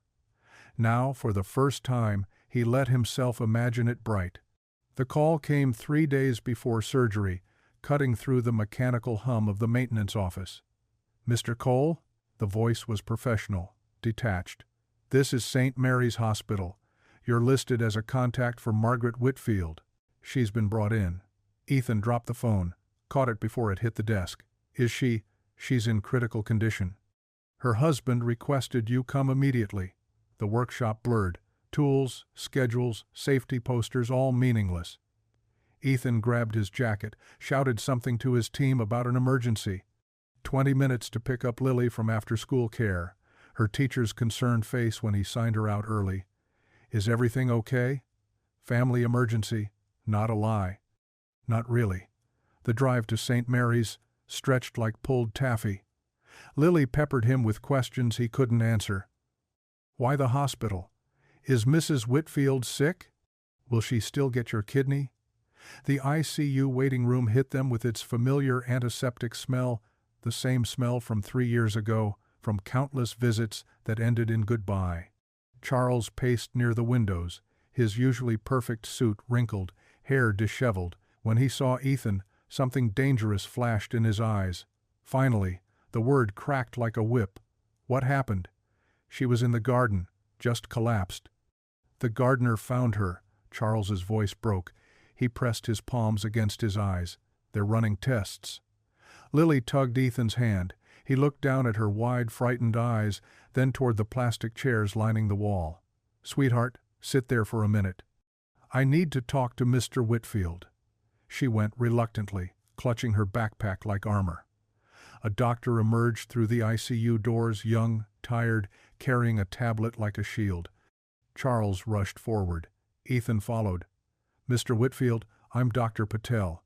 We've stabilized your wife, but I need to be direct with you. Tell me. Her kidney function has dropped to critical levels, but more concerning is her overall systemic failure. Her heart is struggling. Her liver shows signs of damage. Her body has been fighting this disease for too long. The transplant, Charles grabbed the doctor's arm. We do it now. Today. Dr. Patel glanced at Ethan, then back to Charles. Sir, I understand Mr. Cole is the donor, but nothing. We have a match. We have a kidney. We operate. Mr. Whitfield. The doctor's voice gentled. Your wife's body is too weak. The anti-rejection medications alone would overwhelm her system. The surgery itself, she wouldn't survive it. The words hung in the air like suspended glass, waiting to shatter. You're wrong. Charles's face flushed red. We have the best surgeons, the best facility. We have a perfect match. Even with a perfect kidney, her body cannot support it. I'm sorry. Charles turned on Ethan so fast the doctor stepped back. You.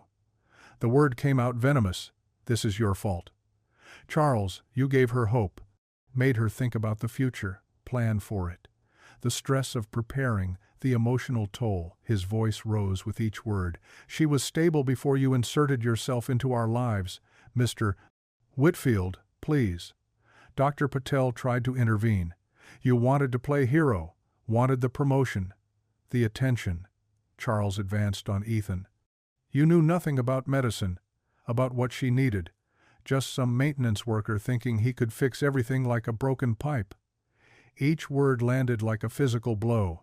Ethan stood frozen, unable to defend himself because buried in Charles's rage was a kernel of truth he had pushed, had convinced Margaret to accept, had made everyone believe in a tomorrow that would never come. Security! Charles shouted. Get him out! Get them both out! 2 guards materialized. Lily ran to Ethan's side, tears streaming. Daddy, what's happening? Mr. Whitfield, please. Ethan reached out. Let me just... Don't you dare speak to me. Don't come near my wife. You've done enough. The guards didn't touch them, but their presence left no room for argument. Ethan picked up Lily, her face buried in his shoulder, and walked out. Charles's voice followed them down the hall, raw and broken. She was fine. She was stable. We had time. The parking garage echoed with Lily's sobs. Ethan buckled her in, hands shaking. Why was he yelling? Why is he so angry? He's scared, baby. When people are scared, sometimes the words died. How could he explain that fear made people cruel? That grief made them look for someone to blame? At home, routine became refuge. Dinner, neither of them ate. Bath time, pajamas. The normal rhythms of evening, while everything collapsed around them. Ethan sat on Lily's bed, smoothing her hair. Is Mrs. Whitfield going to die? The question he'd been dreading. She's very sick. But you were going to help her, you were going to give her your kidney. Sometimes even when we try our hardest, we can't fix everything. Lily's fingers found her locket, Margaret's gift. But you tried, Daddy. That matters, doesn't it? God sees when we try. His throat closed. He kissed her forehead, whispered good night, fled before she could see him break. The living room welcomed him with darkness. He sat on the couch without turning on lights, letting the weight of failure crush him properly. All those promises, the promotion, Lily's college fund, a better life gone. But worse was Margaret, dying while he sat helpless. Charles's words echoing. You gave her hope. Maybe that was the cruelest thing. Not the kidney that couldn't save her, but the hope that made her final days about preparing for a future that would never exist. The darkness pressed closer, familiar as an old coat. 3 years ago he'd sat in this same spot after Sarah died, wondering how to go on. Now he knew the answer. You didn't. You just pretended. For your daughter, for your job, for everyone watching.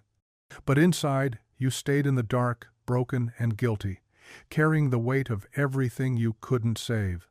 The alarm clock's buzz felt like needles in Ethan's skull. 4 hours of broken sleep showed in the mirror, red eyes, stubbled jaw, the hollow look of a man running on empty. He made Lily breakfast mechanically, toast, orange juice, a banana cut into coins the way she liked. You okay, Daddy? Just tired, sweetheart. She studied him with those eyes that saw too much. Because of yesterday?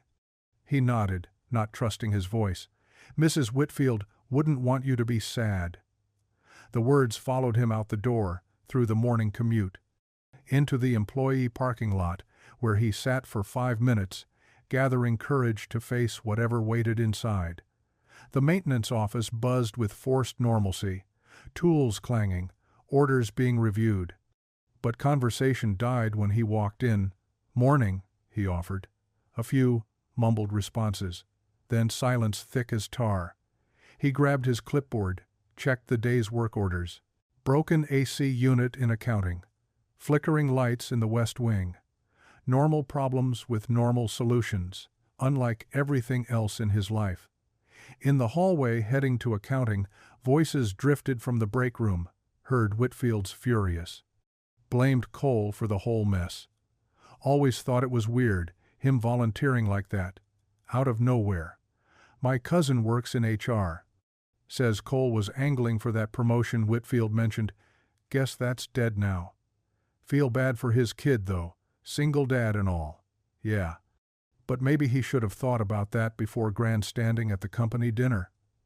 Ethan's feet carried him past the break room, past accounting, down to the basement maintenance storage. The familiar smell of motor oil and cleaning supplies wrapped around him. He found an overturned bucket in the corner, sat down hard.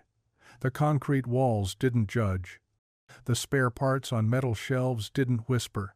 Here in the bowels of the building where executives never ventured, he could breathe. His phone buzzed. Text from his supervisor, AC in accounting urgent. Please handle ASAP. He stared at the screen. Yesterday, Charles Whitfield had called him family. Today, he was just the maintenance guy who'd overstepped. The AC repair took 2 hours. 2 hours of accounting staff avoiding eye contact, of conversation stopping when he entered the room, starting again when he left. By lunch, the weight of it all pressed down like a physical thing. He ate alone in his truck, sandwich tasteless as cardboard. The afternoon stretched ahead, more repairs, more whispers, more pretending not to hear. Hey, Cole. Mike from shipping stood by his truck window, one of the few who'd always been decent. Heard about yesterday. That's rough, man. News travels fast. Whitfield sent out a company email, said the transplant's off due to medical complications. Didn't mention you by name, but—" Mike shrugged. "People put it together. Of course they did." The janitor who'd stood up at the company dinner, who'd been praised as a hero, now revealed as just another fool who'd reached above his station.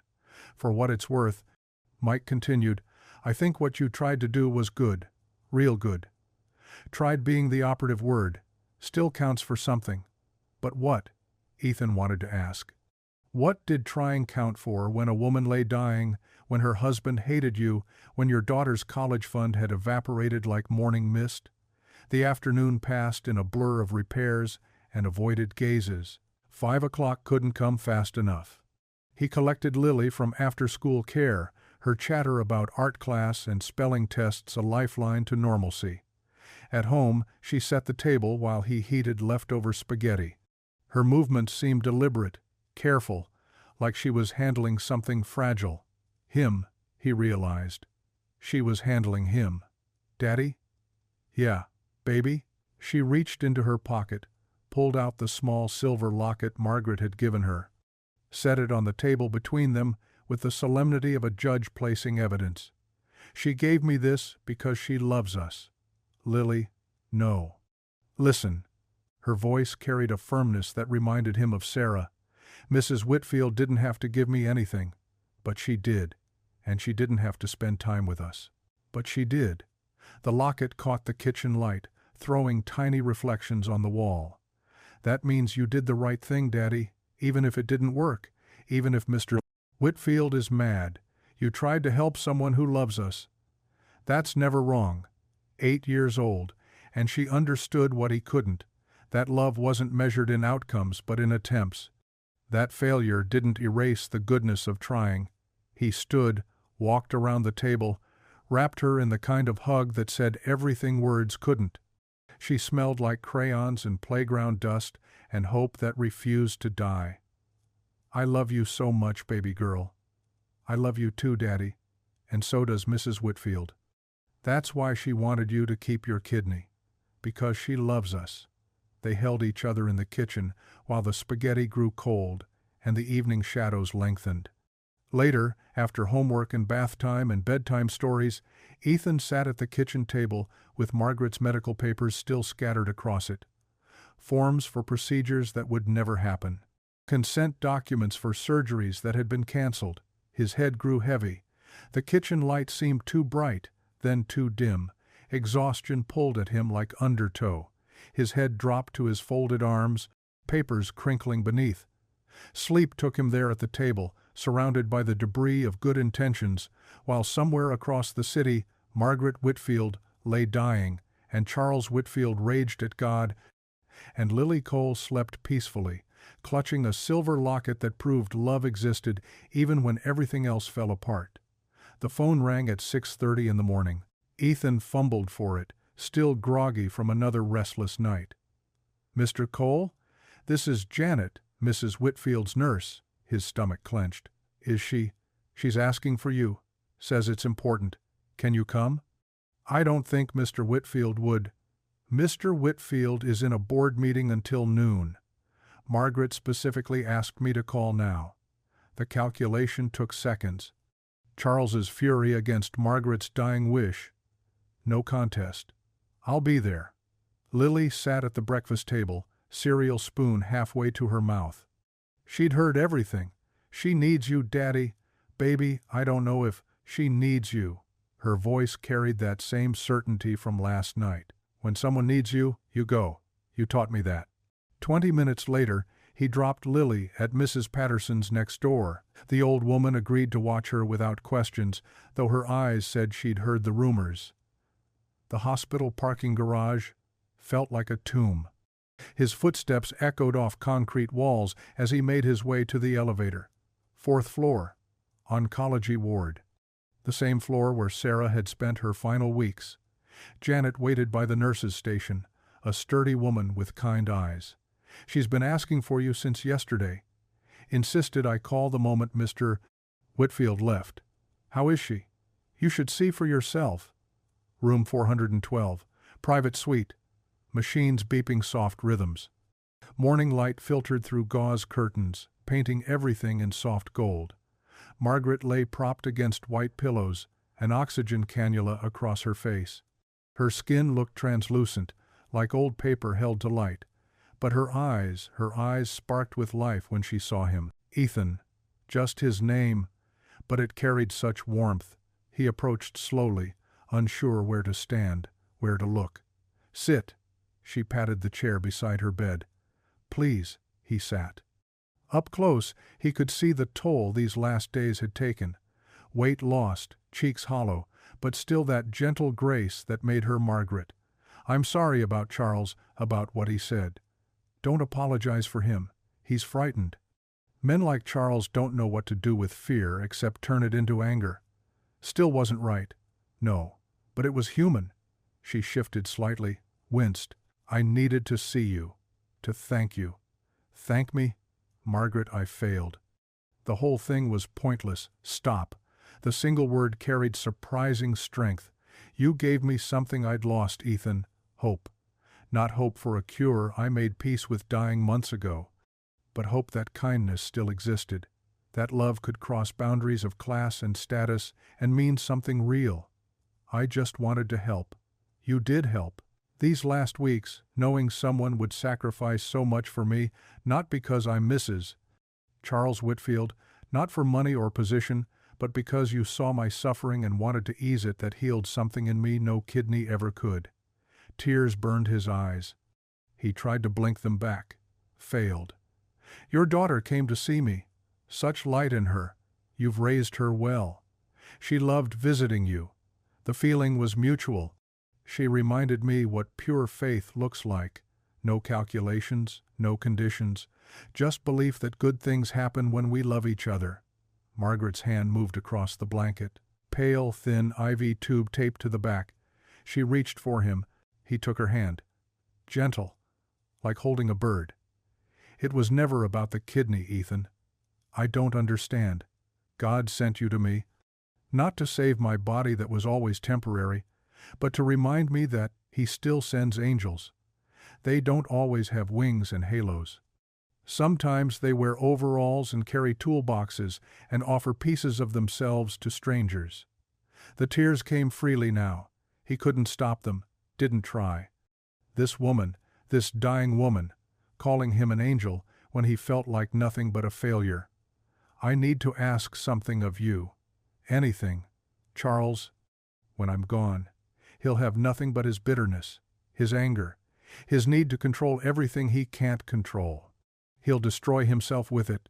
Margaret, promise me you'll help him. Not now, he won't listen now, but later, when the grief settles and he realizes how alone he is. Be there. Show him the same grace you showed me. Help him remember how to be human. He hates me. He hates himself. He hates that he couldn't save me with all his money and power. You're just the mirror showing him his limitations." She squeezed his hand weakly. "But mirrors can also show us who we could become. Be that for him. Please." The request felt impossible. How could he help a man who'd publicly humiliated him, who'd blamed him for false hope?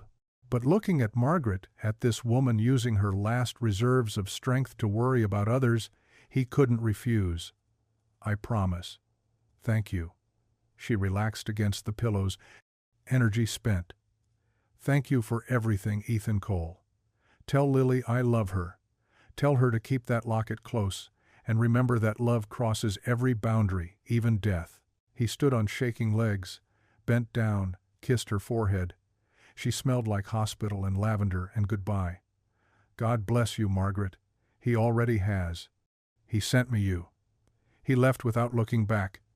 Down the hall, into the elevator, through the parking garage.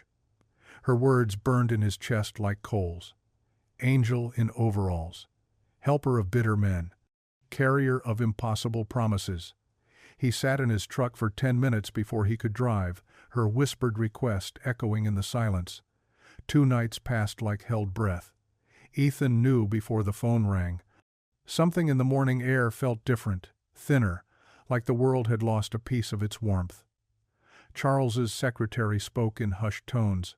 "Mr. Cole, I'm calling about Mrs. Whitfield. She passed peacefully last night." "Mr. Whitfield wanted the staff to know.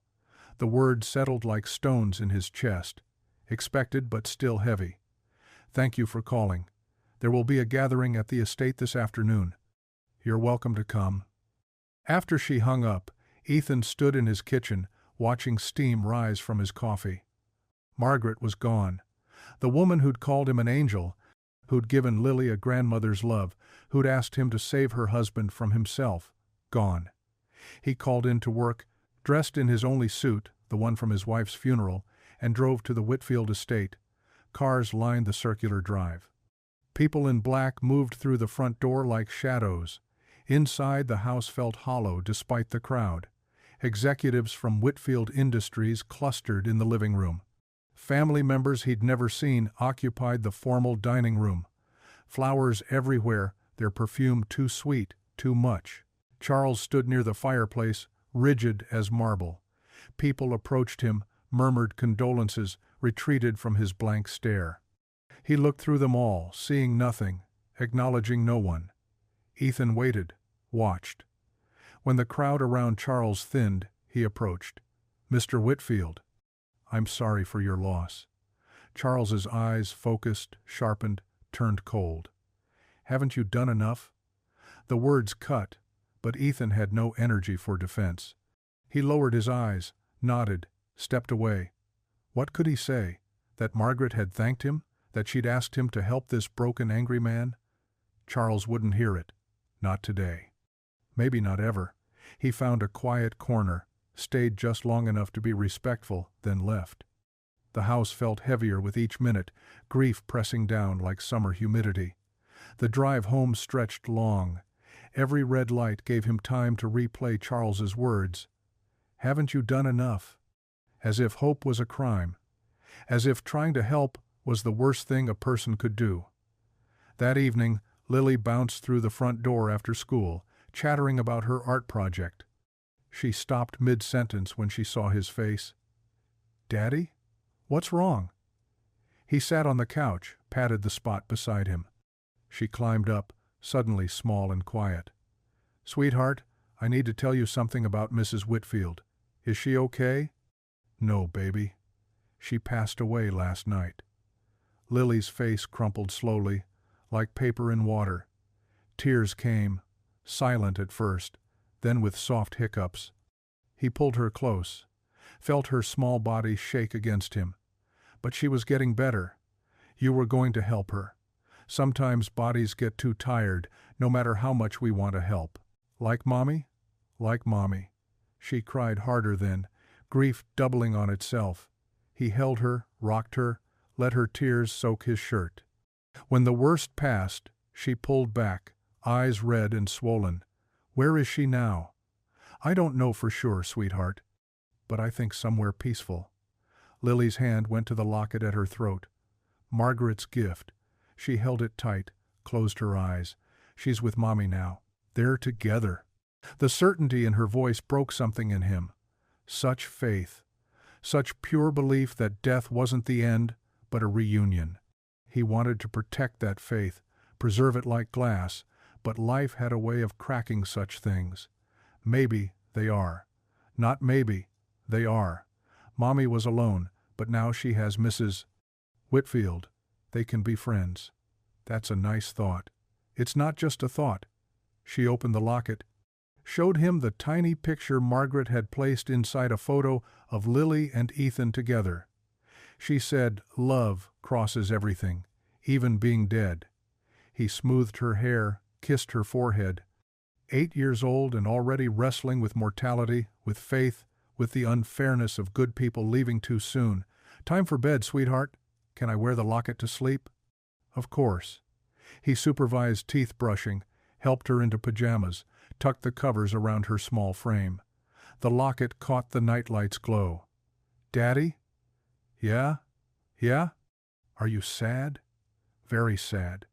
"Me too, but also not sad, because Mrs. Whitfield isn't sick anymore, and Mommy isn't alone anymore. That's good, right?" "That's good. Will you pray with me?" They hadn't prayed together since his wife's death. He'd lost the words, lost the belief that anyone listened. But Lily folded her hands, waited.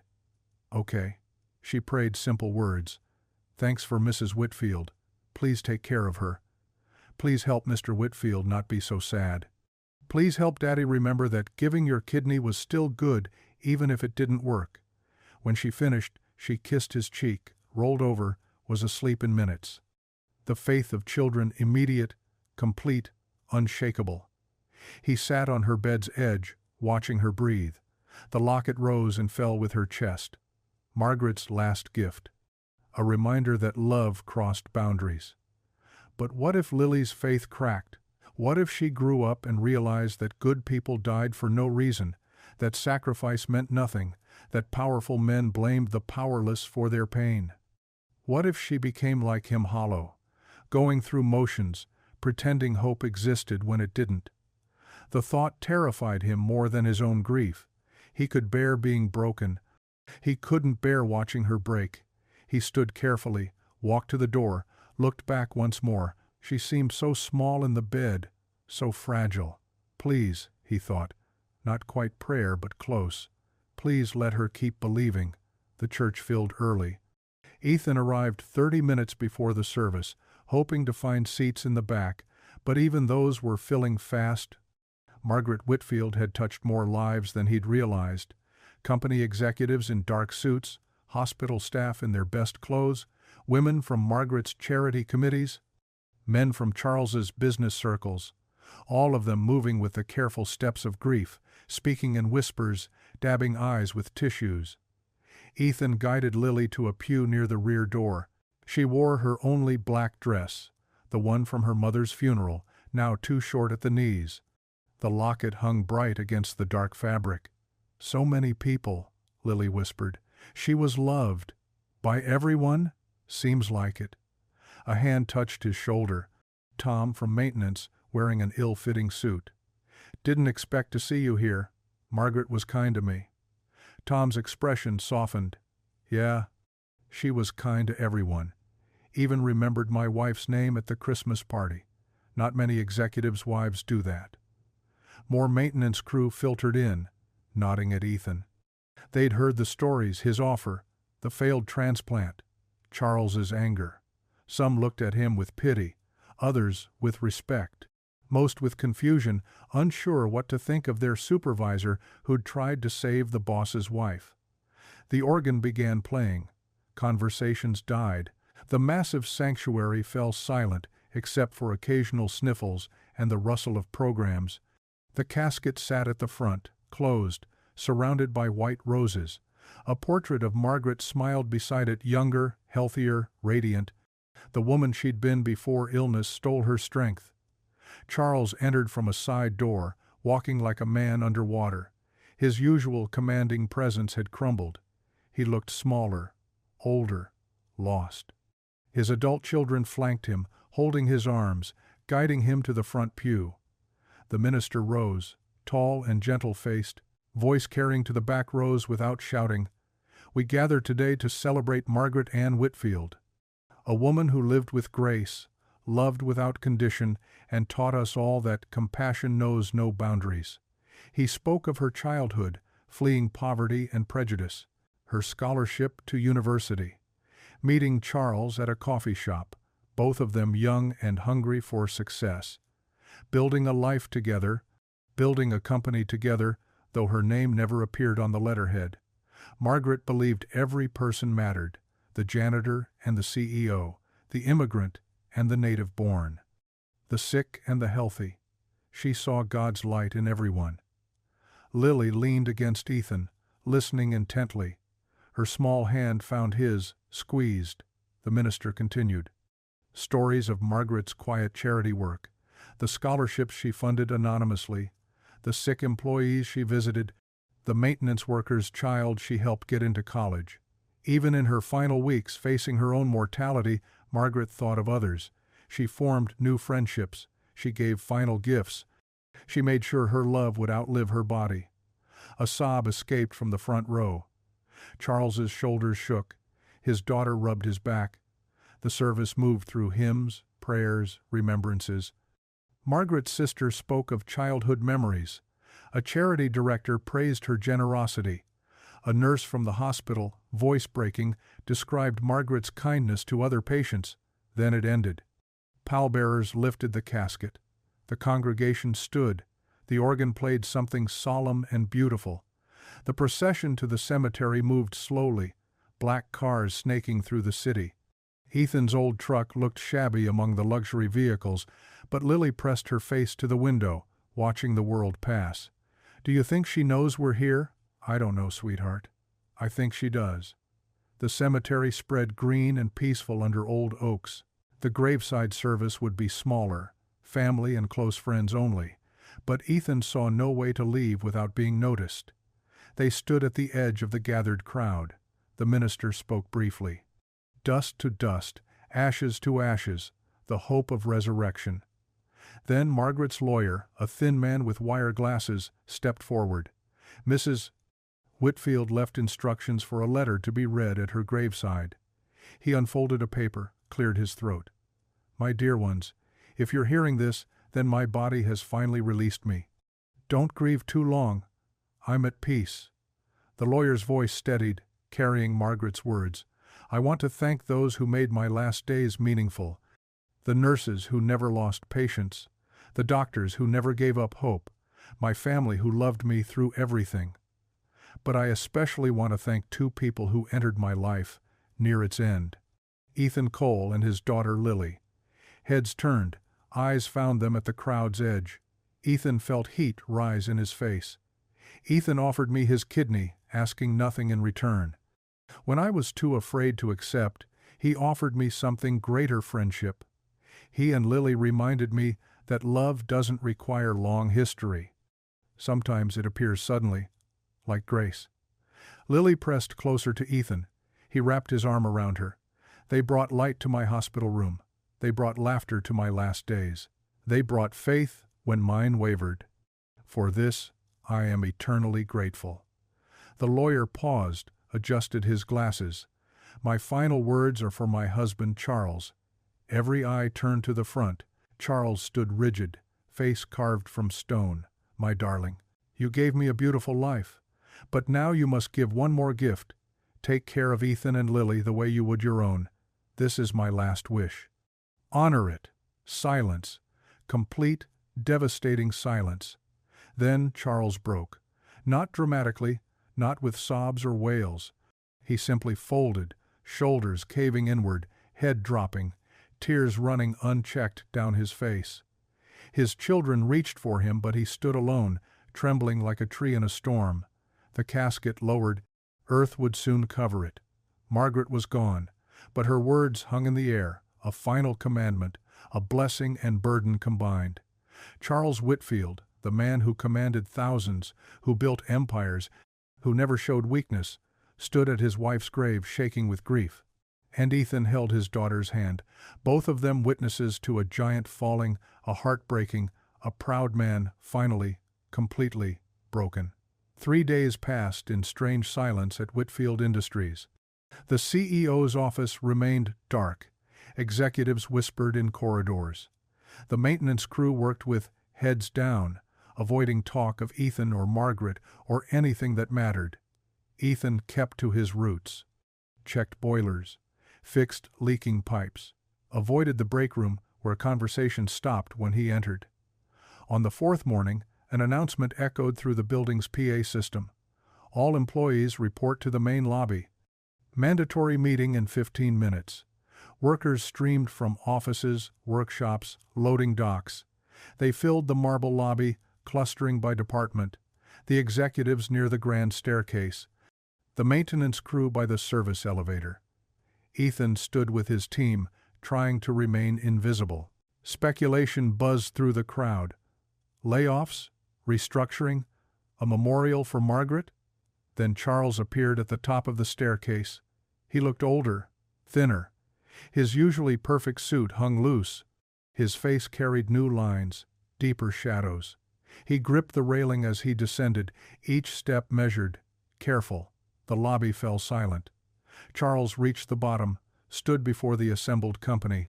His hands trembled slightly. When he spoke, his voice cracked on the first word. "My wife." He stopped, swallowed. started again. My wife left me a charge I cannot ignore. The words came slowly, each one seemingly pulled from somewhere deep. Many of you knew Margaret, you knew her kindness, her grace.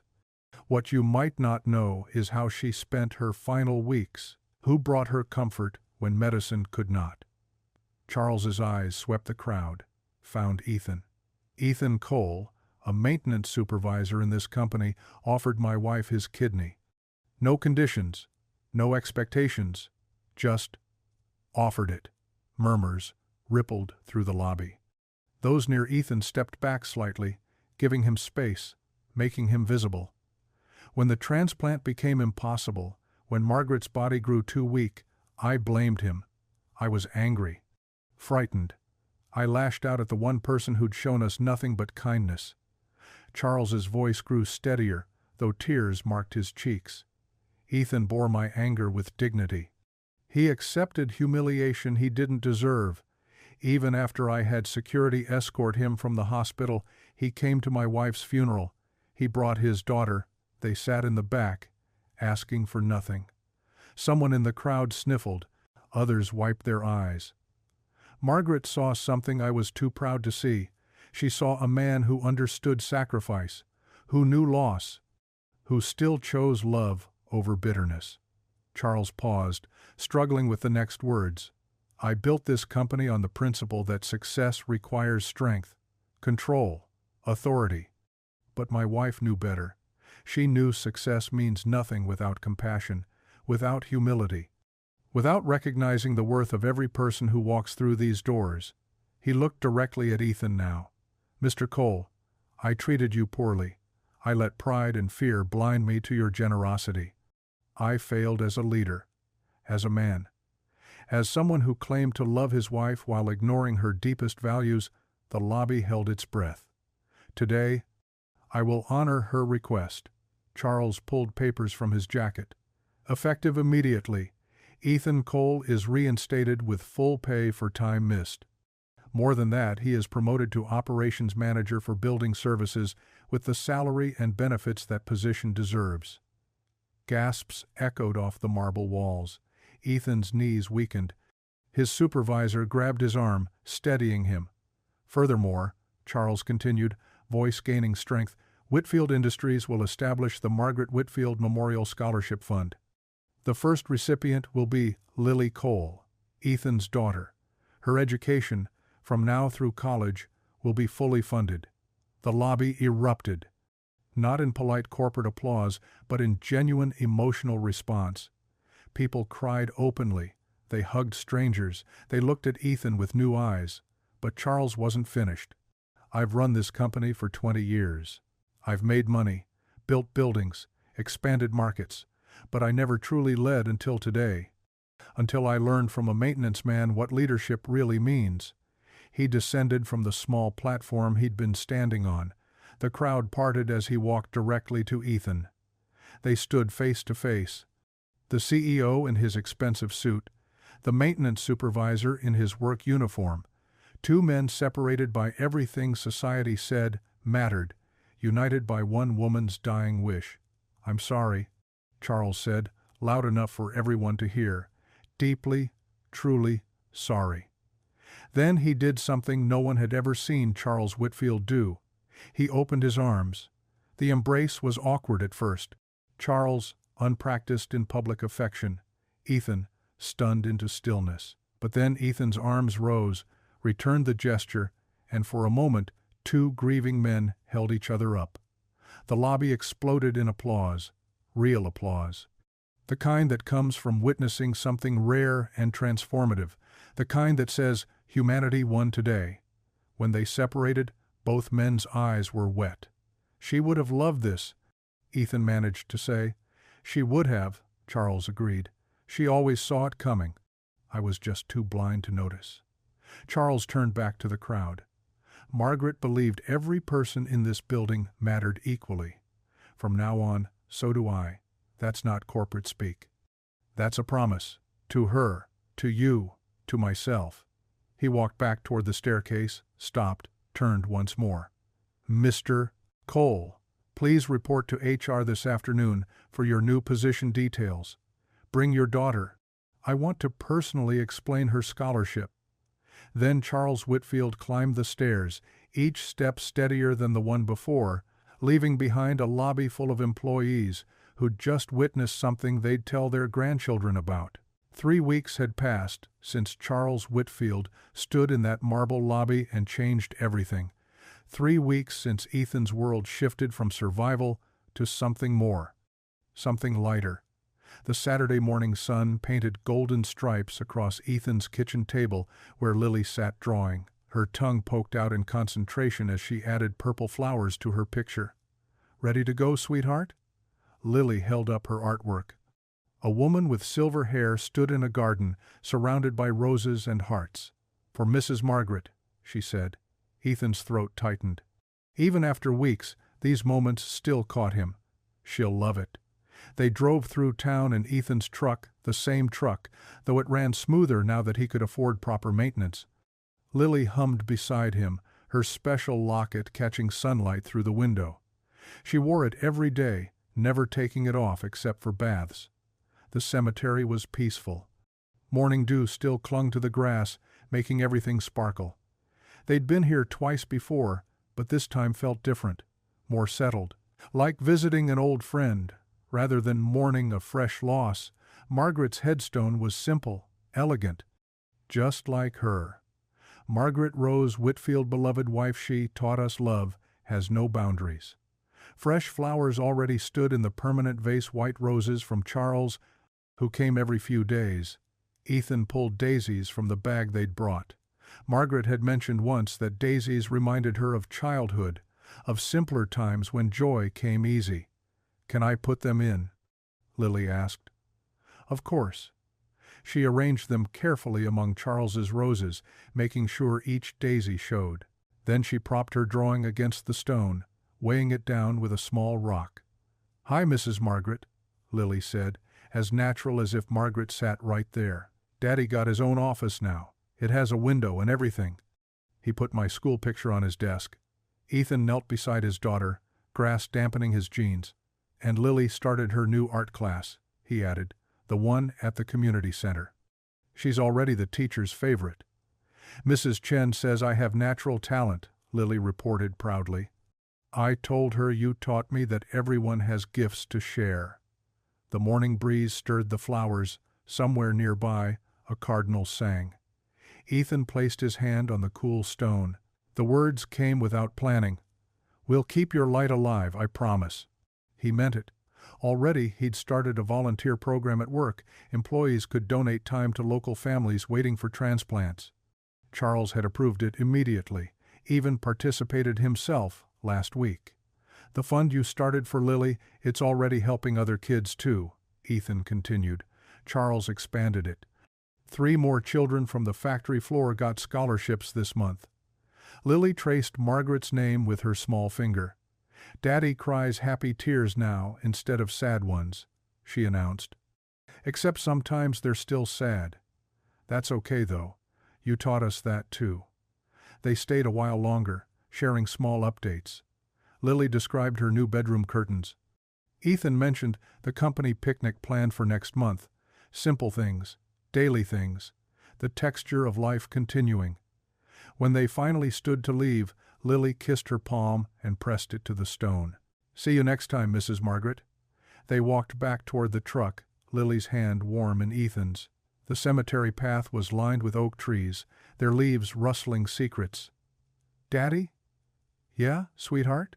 Why did you want to give your kidney to Mrs. Whitfield?" Ethan stopped walking. He'd wondered when she'd ask this. Really ask it. Not the simple version he'd given before, but the real why. He lifted her into his arms, settling her weight against his hip like when she was smaller. She wasn't too big for this yet. Might never be, if he had his way. "You remember how sad we were when Mommy died?"